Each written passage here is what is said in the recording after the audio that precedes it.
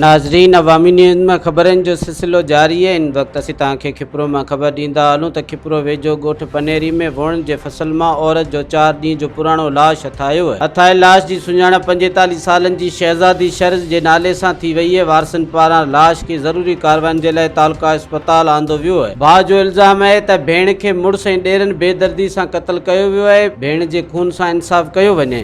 पनेरी असांजा कोर्ट सॼो तालुके खिपरे जी आख़िरी हदा ते पनेरी कोर्ट पीर पनेरी 14 वटि उते असांजी मुंहिंजी भेण आहे ठीक आहे न, ऐं उनजो लाश मिलियो आहे। उते हिननि जा जेका ॾेर ऐं मुड़ुस हिनखे ज़हर ॾेई मारियो आहे। 3 ॾींहं लाश किथे लिकियल हो, 3 ॾींहंनि खां पोइ उते वणनि जे फसल में उछलायो वियो लाश।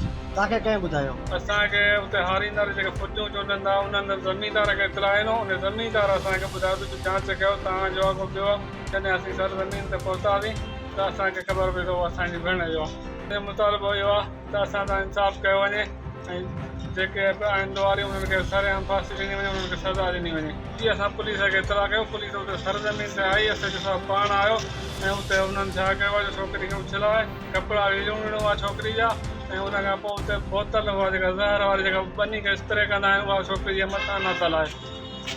मज़ीद खबरों और तफसीलात के लिए विजिट करें हमारी वेबसाइट www.awamiNewsHD.com।